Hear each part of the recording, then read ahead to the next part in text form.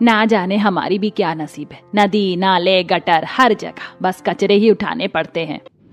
माँ, मेरी शादी ऐसे ससुराल में मत करना जहाँ कचरा बीनते हो या गटर में काम करते हो। मैं अपना ही बता दे रही हूँ।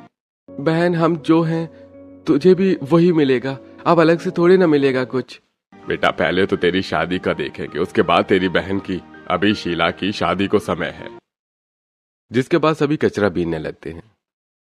कब से इस गटर के पानी में हैं हम, आज कुछ मिल ही नहीं रहा है, बस ये लोहा ही मिल रहा है। भैया, ये तो है कि लोहा मिल रहा है कम से कम। सही कह रही है शीला।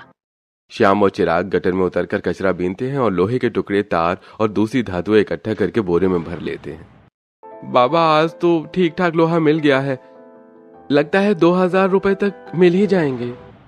हाँ बेटा, मेहनत कभी बेकार नहीं जाती। चल, अब इसे लेकर प्रीतम की दुकान चलते हैं। दोनों बोरा उठाकर प्रीतम की भंगार की दुकान पर पहुंचते हैं। अरे चिराग भाई, आज तो अच्छा माल लेकर आए हो, लो मैं तोल देता हूँ। प्रीतम तौलकर पैसे गिनता है। ये लो, पूरे 2000 रुपए बनते हैं, रख लो। धन्यवाद प्रीतम जी। चल श्याम, घर चलते हैं। दोनों पैसे लेकर घर लौट आते हैं, जहाँ गटर के अंदर उनका छोटा सा ठिकाना होता है। आ गए तुम लोग, कितना मिला आज? माँ, पूरे 2000 रुपए मिले हैं, आज अच्छा दिन था। वाह भैया, अब तो थोड़ा आराम मिलेगा। अगले दिन फिर से वही सिलसिला शुरू होता है। सब गटर में उतरकर कचरा बीन रहे होते हैं। तभी पड़ोसन सुषमा उन्हें देख लेती है। अरे देखो देखो, ये हमारे पड़ोसी कितने गंदे लोग हैं, ना जाने कहाँ से ये गटर वाले आ गए हमारे इलाके में। हाँ सही कह रही हो, पूरे इलाके की बदनामी कर रखी है इन्होंने। अरे देखो कैसे गटर में ही पड़े रहते हैं, जैसे यही इनका घर हो। अरे रहने दो, इनसे क्या उम्मीद करना, गटर में रहने वाले लोग हैं। ऐसे लोगों को तो यहाँ रहने ही नहीं देना चाहिए। ये सब बातें सुनकर भी चिराग और श्याम चुपचाप अपना काम करते रहते हैं। बाबा, लोग हमें इतना बुरा क्यों कहते हैं, हम तो बस अपना काम कर रहे हैं। बेटा, दुनिया हमेशा बाहरी चीजों से ही पहचानती है, असली पहचान अंदर की होती है। एक दिन सब समझ जाएंगे। उस दिन उन्हें काफी अच्छा कचरा मिलता है, जिसमें लोहा, एल्यूमिनियम और तांबा सब शामिल होता है। भैया, आज तो बहुत सारा माल मिला है, कम से कम 5000 का तो होगा ही। हाँ सच में, आज तो किस्मत खुल गई। सब मिलकर बोरा भरते हैं और प्रीतम की दुकान की ओर चले जाते हैं। अरे भाई, आज तो बहुत भारी बोरा है, लगता है बड़ा माल है। वो तोल कर देखता है और पैसे गिनता है। पूरे 5000 रुपए बनते हैं, लो रख लो। प्रीतम मनी मन सोचने लगता है। अरे भाई, ये लोग गटर में कचरा बीनते हैं, लेकिन कमाई देखो, रोज 2000, 3000, 5000। अरे भाई, इतने पैसे तो अच्छे अच्छे लोग नहीं कमा पाते। ये लोग देखते भले गरीब हों, लेकिन हैं बहुत अमीर। धन्यवाद प्रीतम जी। चिराग पैसे लेकर वापस घर आता है और गटर के अंदर बने अपने चैम्बर का ढक्कन खोलकर अंदर चला जाता है। अंदर बहुत गंदगी होती है, जहाँ सुगंधा खाना बना रही होती है और बाकी सब खटिया पर बैठे होते हैं। आ गए आप, कितना मिला आज? पूरे 5000 रुपए, आज तो बहुत अच्छा दिन रहा। वाह बाबा, अब तो मेरी शादी के लिए भी बचत हो जाएगी। तभी घर में श्याम की शादी की बात शुरू होती है। अब श्याम की शादी का भी सोच लेना चाहिए, उम्र हो रही है उसकी। हाँ, सोच तो रहा हूँ, लेकिन सवाल ये है कि हमारे जैसे लोगों को कौन अपनी बेटी देगा। सही कह रहे हो बाबा, लोग हमें गटर वाला समझते हैं, कोई रिश्ता नहीं देगा। भैया, एक दिन सबको सच पता चलेगा, तब सब खुद रिश्ता लेकर आएंगे।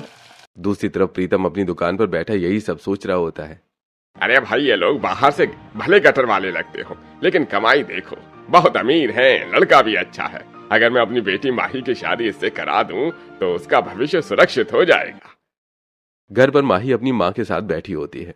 पापा, आज कुछ परेशान लग रहे हैं, क्या बात है? कुछ नहीं बेटा, बस तेरे भविष्य के बारे में सोच रहा था। क्या सोच रहे हो जी? मैं सोच रहा हूँ कि माही की शादी उसी चिराग के बेटे श्याम से कर दें। क्या वो गटर वाले लोग? हाँ, तुम उन्हें पहचान नहीं पाई। वो जितना कमाते हैं ना, उतना अच्छे अच्छे लोग नहीं कमाते। हमारी बेटी वहाँ राज करेगी। अगर आप कह रहे हैं तो जरूर कुछ सोच कर ही कह रहे होंगे। प्रीतम मनी मन फैसला कर लेता है, लेकिन वो माही को सच्चाई नहीं बताता। माही को अभी नहीं बताऊंगा, वक्त आने पर सब पता चल जाएगा। दूसरी तरफ गटर के अंदर बैठे चिराग और उसका परिवार अपने भविष्य को लेकर चिंतित होता है। हमें अब श्याम की शादी करनी ही होगी, चाहे जो हो। लेकिन बाबा, कोई लड़की देगा ही नहीं। भगवान पर भरोसा रखो, सब ठीक होगा। कुछ दिनों बाद एक सुबह श्याम और चिराग फिर से कचरा बीनकर बोरा भरते हैं और उसे लेकर प्रीतम की भंगार की दुकान पर पहुंचते हैं। बाबा, आज भी अच्छा खासा मिल गया, लगता है 3,000 के आसपास मिल जाएंगे। हाँ बेटा, भगवान ने चाहा तो सब ठीक होगा। चल देखते हैं प्रीतम क्या देता है। दोनों दुकान पर पहुंचते हैं और बोरा नीचे रखते हैं। अरे चिराग भाई, आज फिर भारी बोरा लेकर आए हो, लगता है फिर अच्छा पैसा मिलेगा। वो तौल करता है और पैसे गिनता है। ये लो 3,200 रुपये, अच्छा माल है। धन्यवाद प्रीतम जी। कुछ देर चुप रहने के बाद प्रीतम हिम्मत जुटाकर बात शुरू करता है। चिराग भाई, अगर आप बुरा न माने तो एक बात कहूँ। मैं चाहता हूँ कि मेरी बेटी माही की शादी आपके बेटे श्याम से हो जाए। ये सुनकर श्याम और चिराग दोनों एक दूसरे को हैरानी और खुशी से देखते हैं। क्या सच में आप ऐसा कह रहे हैं? अरे प्रीतम जी, हमें तो उम्मीद ही नहीं थी कि कोई अपनी बेटी हमें देगा। आपने तो हमारा मान रख लिया। अरे मैं सब समझता हूँ, आदमी की असली पहचान उसकी मेहनत होती है और आप लोग बहुत मेहनती हैं। तीनों के बीच बात पक्की हो जाती है और उधर घर पर माही को जब ये बात पता चलती है तो वो गुस्से से भर जाती है। पापा, आप ये क्या कर रहे हैं? मैं उन गटर में रहने वाले लोगों से शादी नहीं करूंगी। आपने देखा है वो कैसे रहते हैं, कितनी बदबू आती है उनसे। मैं वहाँ एक पल भी नहीं रह सकती। माही, मैंने जो फैसला लिया है वो सोच समझ कर लिया है। तुम्हें वही करना होगा जो मैं कह रहा हूँ। लेकिन पापा, मेरी भी तो कोई इच्छा है। मैं अपनी जिंदगी ऐसे नरक में नहीं बिताना चाहती। बेटा, तेरे पापा गलत नहीं सोचेंगे। वो जो कर रहे हैं तेरे भले के लिए ही कर रहे हैं। अगर यही मेरा भला है तो मैं क्या कह सकती हूँ। कुछ ही दिनों में शादी की तैयारियां शुरू हो जाती हैं और धूमधाम से श्याम और माही की शादी हो जाती है। शादी के बाद जब माही विदा होकर ससुराल पहुंचती है तो आसपास के लोग उसका मजाक उड़ाने लगते हैं। अरे देखो देखो, भंगार वाले की बेटी अब गटर वालों के घर आई है। हाँ भाई, किस्मत देखो इसकी, कहाँ से कहाँ पहुँच गई। अरे अब तो ये भी गटर में ही रहेगी। और क्या, अब यही इसका महल है। चलो अच्छा है, जो जहाँ का होता है वहीं जाता है। वहीं ये सब सुनकर अंदर ही अंदर माही टूट जाती है। अब गृह प्रवेश की रस्म का समय आता है। बहू, ये लोटा पकड़ो और इस कलश को गिराओ, फिर अंदर आना। माही घबराते हुए कलश को गिराती है। अब मैं चैम्बर खोलती हूँ, इसी के अंदर हमारा घर है, तुम अंदर आ जाओ। सुगंधा चैम्बर का ढक्कन खोलती है और सब अंदर उतरने लगते हैं। माही जैसे ही अंदर कदम रखती है उसे तेज बदबू का झटका लगता है। चारों तरफ गटर का पानी बह रहा है, बीच में एक छोटी सी खटिया पड़ी होती है। ये क्या है? मैं यहाँ कैसे रहूंगी? यहाँ तो सांस लेना भी मुश्किल है। माही, थोड़ा समय लगेगा, फिर सब ठीक लगेगा। नहीं, ये जगह रहने लायक नहीं है। बहू, हमें तो आदत है, तू भी धीरे धीरे सीख जाएगी। माही के कपड़े गंदे हो जाते हैं, बदबू से उसका सिर चकराने लगता है। रात का समय आता है, माही पूरी रात सो नहीं पाती। गंदगी, बदबू और असहज माहौल उसे परेशान करता रहता है। मैंने क्या पाप किया था जो मुझे यहाँ भेज दिया गया? माही, समझने की कोशिश करो। समझूं क्या? ये जिंदगी नहीं है। अगली सुबह पहली रसोई की रस्म होती है। बहू, आज तेरी पहली रसोई, कुछ मीठा बना ले। माही चारों तरफ गटर का पानी देखकर घबरा जाती है। एक तरफ थोड़ी सी सूखी जगह पर चूल्हा रखा होता है। माँ जी, यहाँ कैसे खाना बनाऊं? यहाँ तो हर तरफ गंदगी है। बहू, रस्म है, करनी पड़ेगी। माही जैसे तैसे नाक पर दुपट्टा रखकर खाना बनाती है, लेकिन गटर की बदबू खाने में ही मिल जाती है। वाह माही, बहुत अच्छा बनाया है। भाभी, आपने तो कमाल कर दिया। अब आराम से खाना खा लेते हैं सब, लेकिन माही के गले से एक निवाला भी नहीं उतरता। मुझे अच्छा नहीं लग रहा। वो भागकर उल्टी करने लगती है। कुछ देर बाद मुंह दिखाई की रस्म होती है। पड़ोस की औरतें अंदर आती हैं, लेकिन गटर में उतरते ही उनके कपड़े गंदे हो जाते हैं। अरे ये कैसी जगह है, यहाँ कोई कैसे रह सकता है? छी, इतनी बदबू। देख लिया ना, यही तेरी ससुराल है। अब जिंदगी भर यहीं रहना पड़ेगा। हमें तो यहाँ एक पल भी खड़ा होना मुश्किल लग रहा है। सब औरतें माही को बुरा भला कहकर चली जाती हैं। मैंने क्या गलती की थी? अगली सुबह सूरज निकलने से पहले ही पूरे घर में हलचल शुरू हो जाती है। गटर के अंदर बने छोटे से चैम्बर में सुगंधा चूल्हे के पास बैठी कुछ तैयार कर रही होती है और श्याम, चिराग और शीला काम पर जाने की तैयारी कर रहे होते हैं। श्याम बेटा, जल्दी निकलो, सुबह सुबह अच्छा माल मिल जाता है। देर करोगे तो सब कोई उठा ले जाएगा। हाँ माँ, बस निकल रहे हैं, आज थोड़ा दूर वाले नाले तक जाएंगे। हाँ बेटा, कल उधर अच्छा सामान मिला था, आज भी उम्मीद है। तीनों गटर के ढक्कन से बाहर निकलते हैं और गंदगी से भरे नाले की तरफ बढ़ जाते हैं। माही अंदर खड़ी सब कुछ देख रही होती है। उसके चेहरे पर घिन, डर और असहजता साफ दिखाई देती है। हे भगवान, ये लोग रोज ऐसे ही गंदगी में उतरते हैं, कैसे कर लेते हैं ये सब। बहू, तू यहीं रहकर खाना बना ले जब तक हम लोग आते हैं। खाना तैयार होना चाहिए।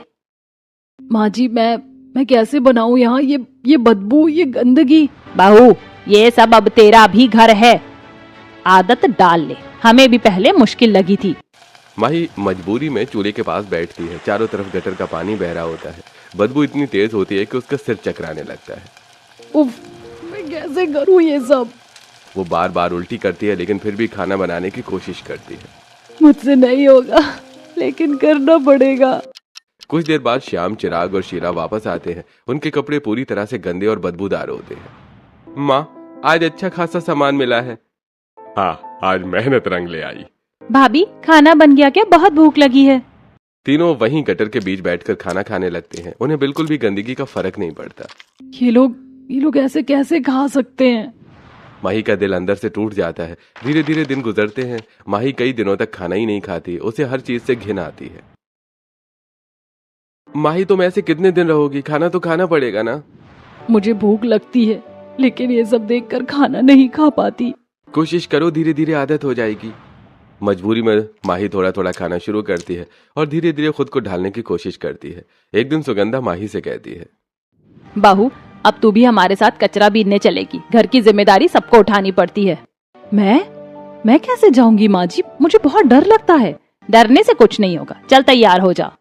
माही मजबूरी में उनके साथ जाती है। गटर के पास पहुंचते ही बदबू से उसका हाल खराब हो जाता है। माही, धीरे धीरे उतरना, डरो मत। जैसे ही माही गटर में कदम रखती है, उसे उल्टी होने लगती है। नहीं, मुझसे नहीं होगा। भाभी, शुरू में सबको ऐसा ही लगता है। उसी दिन शाम को गटर में एक हीरे की अंगूठी मिलती है। अरे ये देखो, ये क्या मिला? हीरे की अंगूठी। अरे भाग्य खुल गया बेटा। रात को शाम वो अंगूठी माही को पहनाता है। ये कहाँ से लाए तुम? अरे गटर में मिला। गटर में? हाँ, लेकिन अब ये तुम्हारी है। माही पहले असहज होती है, लेकिन फिर धीरे धीरे शांत हो जाती है। भैया, मुझे भी चाहिए ऐसी अंगूठी। ठीक है, अगली बार कुछ मिला तो तुझे दूंगा। कुछ दिनों बाद शाम को गटर में सोने की अंगूठी मिलती है। शीला, ये देख, तेरे लिए क्या लाया हूँ। भैया, सच में? ये मेरे लिए? हाँ, तूने मांगा था ना। हर दिन वो लोग गटर में उतरकर गंदगी से सामान अलग करते, लोहे, तांबे, एल्यूमिनियम को अलग करते, बहुत मेहनत करते। शाम को वही बदबूदार कपड़ों में वापस आते और उसी हालत में सो जाते। वहीं ये सब देखकर अंदर ही अंदर घुटती रहती माही। क्या यही मेरी जिंदगी है? क्या मैं कभी इससे बाहर निकल पाऊंगी? एक दिन शाम को गटर में चांदी की पायल मिलती है, वो भी दोनों पैरों की। माही, देखो, तुम्हारे लिए क्या लाया हूँ। मुझे नहीं चाहिए ये सब गटर से निकली चीजें। अरे माही, नाराज मत हो, ये सब हमारे प्यार की निशानी है। श्याम धीरे धीरे उसे मना लेता है और उसके पैरों में पायल पहना देता है। ठीक है, लेकिन माही के मन में अभी भी सवाल और दर्द भरा होता है। कुछ दिनों बाद हालात ऐसे हो जाते हैं कि माही को भी मजबूरी में कचरा बीनने के लिए गटर में उतरना पड़ता है। सुबह सुबह जब सब लोग काम पर निकलते हैं तो सुगंधा माही को भी तैयार होने के लिए कहती है। बाहू, अब तू भी हमारे साथ चलेगी। घर का खर्च सबको मिलकर उठाना पड़ता है। तू कब तक अकेली बैठी रहेगी? माँ जी, मैं कोशिश कर रही हूँ, लेकिन मुझे बहुत घिन आती है। मैं सच में नहीं कर पाऊंगी ये सब। घिन से पेट नहीं भरता बहू, मेहनत करनी पड़ेगी। चल तैयार हो जा। माही भारी मन से तैयार होती है। अपनी साड़ी को कमर में कसकर खोंस लेती है, हाथों में ग्लव्स पहनती है और मुंह पर मास्क लगा लेती है ताकि बदबू कम लगे। अरे डर मत माही, मैं साथ हूँ, धीरे धीरे सब सीख जाएगी। मैं कोशिश करूंगी, लेकिन मुझे बहुत डर लग रहा है। जैसे माही गटर के पास पहुंचती है, तेज बदबू का झोंका उसे हिला देता है, लेकिन इस बार वो खुद को संभालती है और धीरे धीरे नीचे उतरती है। वो कांपते हाथों से गंदगी में हाथ डालती है और कचरा निकालने लगती है। हे भगवान, ये लोग रोज ये सब कैसे करते हैं? तो बहुत मुश्किल है।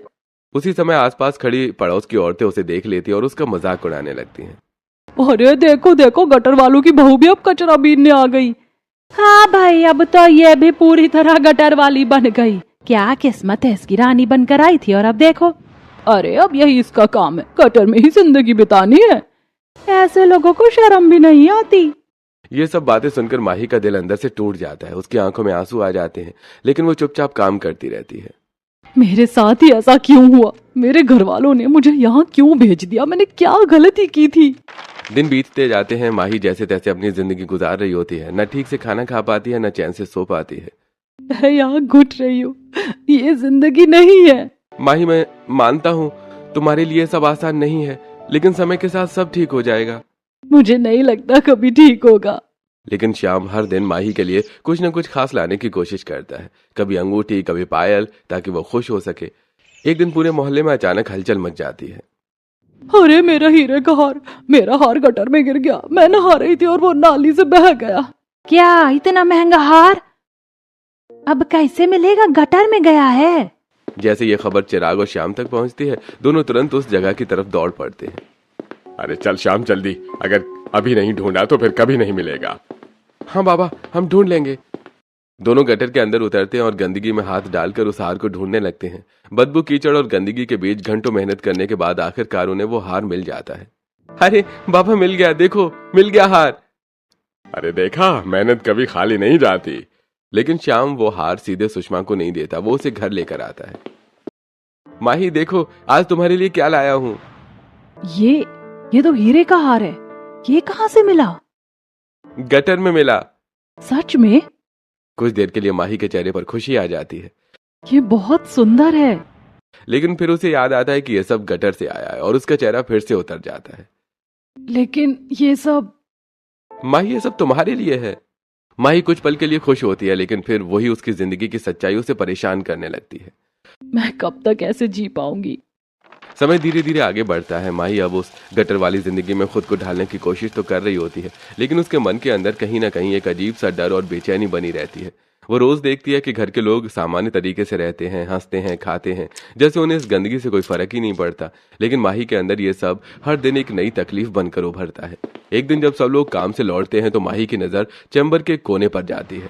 वहां एक और ढक्कन होता है जो पहले उसने ध्यान से नहीं देखा था।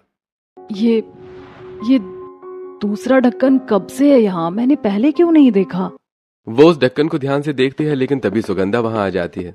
बाहू, क्या देख रही है वहाँ? माँ जी, ये नीचे वाला चैम्बर क्या है?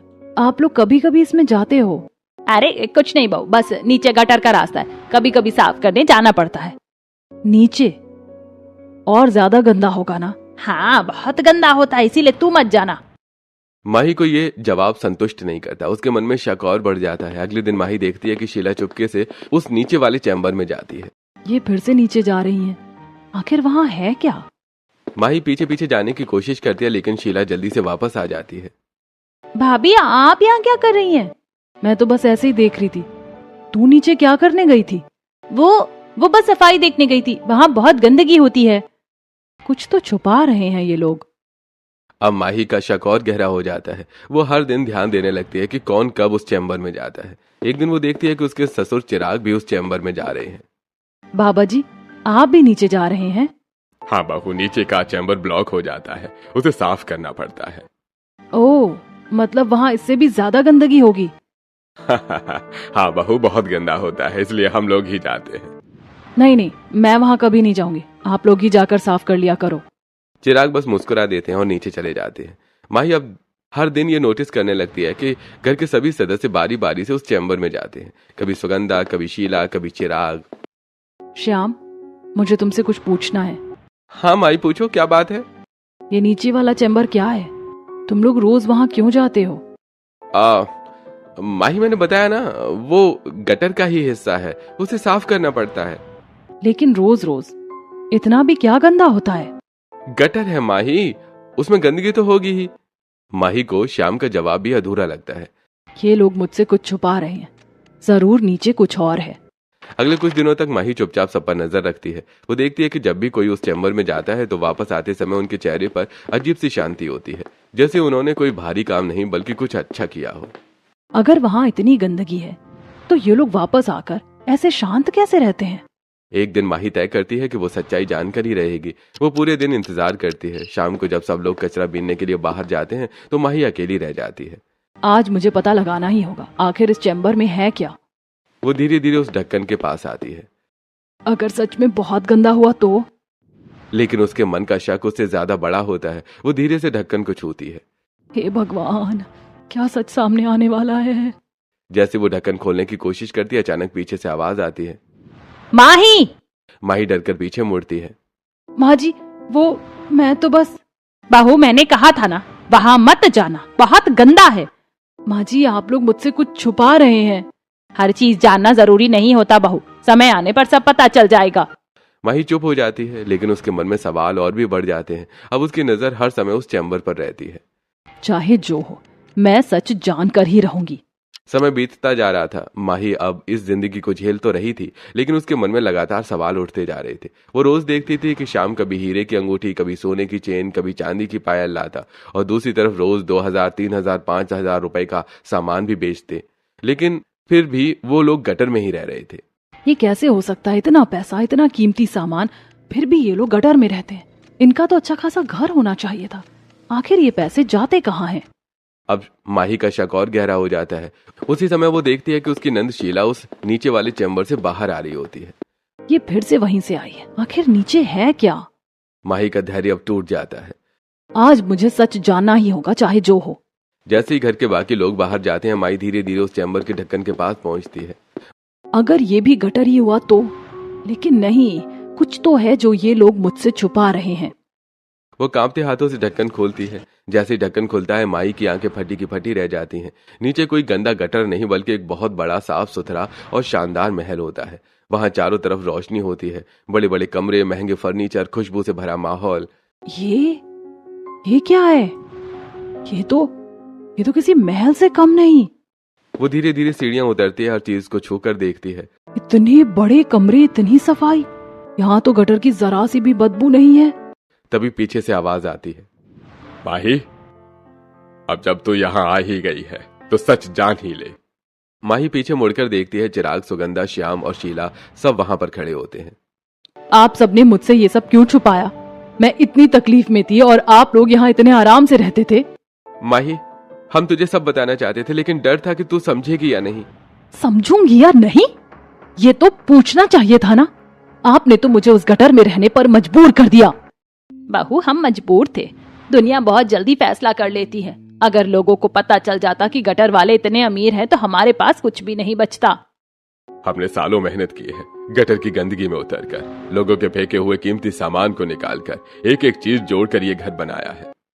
जो भी सोना, चांदी, हीरे मिलते हैं, हम उन्हें संभालते हैं, कुछ बेचते हैं और धीरे धीरे ये सब बनाया। लेकिन अगर लोगों को पता चल गया तो सब हमसे छीन लिया जाएगा, क्योंकि समाज ये मानता ही नहीं है कि गटर में रहने वाले अमीर हो सकते हैं। माही सब कुछ सुनकर चुप हो जाती है। उसके मन में चल रहे सारे सवालों के जवाब उसे मिल जाते हैं। मतलब ये सब आपकी मेहनत का फल है? आपने गटर में रहकर ये सब कमाया है? हाँ बहू, ये सब हमारी मेहनत का ही नतीजा है। मैंने आपको गलत समझा। मुझे लगा आप लोग बस गंदगी में रहते हैं, लेकिन असल में आप लोग तो बहुत मेहनती और समझदार हैं। अब तू समझ गई ना?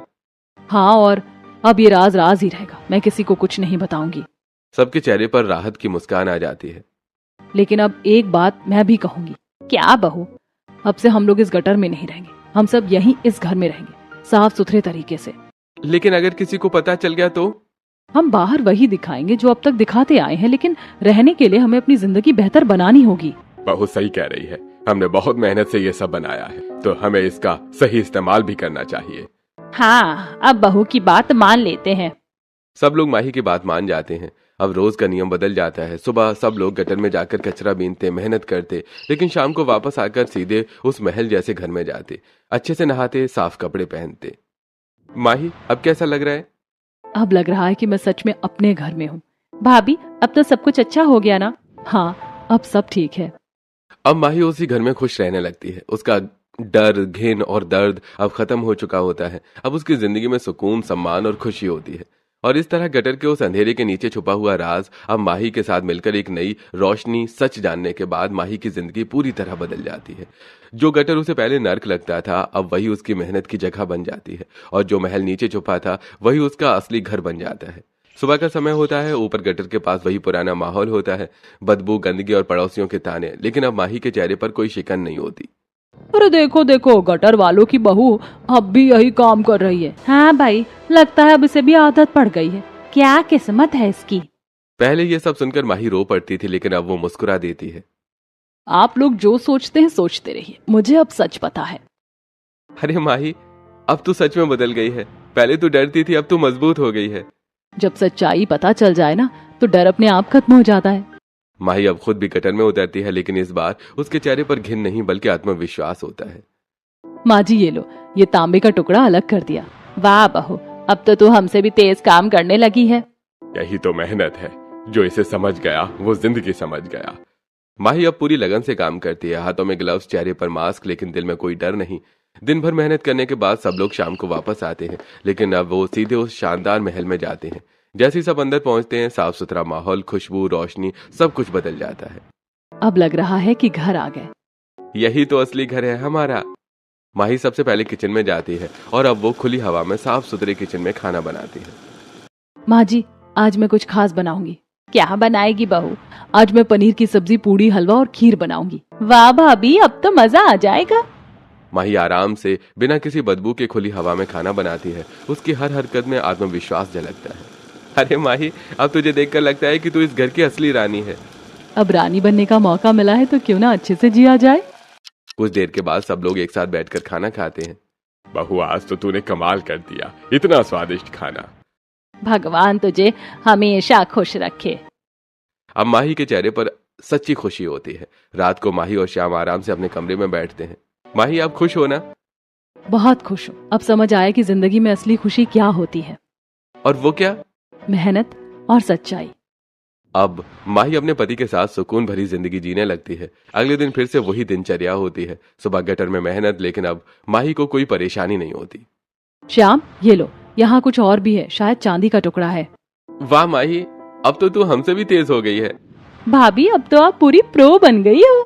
सब हंसते हैं और काम करते रहते हैं। शाम को वापस वही महल, वही सुकून। माही अब अपने घर को सजाने में भी ध्यान देती है। माँ जी ये पर्दे बदल देते हैं और यहाँ कुछ फूल रख देते हैं। बहू, तूने तो इस घर की रौनक ही बदल दी।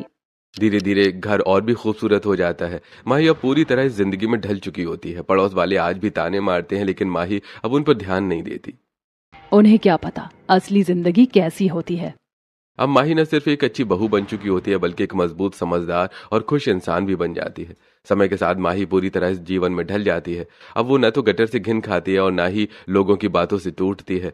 सुबह वो पूरे परिवार के साथ मेहनत करती, कचरा बीनती और हर छोटी बड़ी चीज को पहचानना सीख जाती है। शाम होते ही सब लोग अपने उस छुपे हुए महल में लौटते, नहाते धोते और साफ सुथरे माहौल में खाना खाते। पहले मुझे लगता था मेरी जिंदगी खत्म हो गई, लेकिन आज समझ आया कि असली खुशी मेहनत और अपनेपन में होती है। और अब तुम इस घर की ताकत बन चुकी हो माही। बहू ने इस घर को घर बना दिया, वरना ये सिर्फ एक राज था। अब हमें किसी से डरने की जरूरत नहीं, क्योंकि हम सच्चाई और मेहनत से जीते हैं। माही अब अपने पति और परिवार के साथ खुशहाल जिंदगी जीने लगती है। बाहर की दुनिया आज भी उन्हें गटर वाला समझती है, लेकिन अंदर उनका जीवन किसी महल से कम नहीं होता।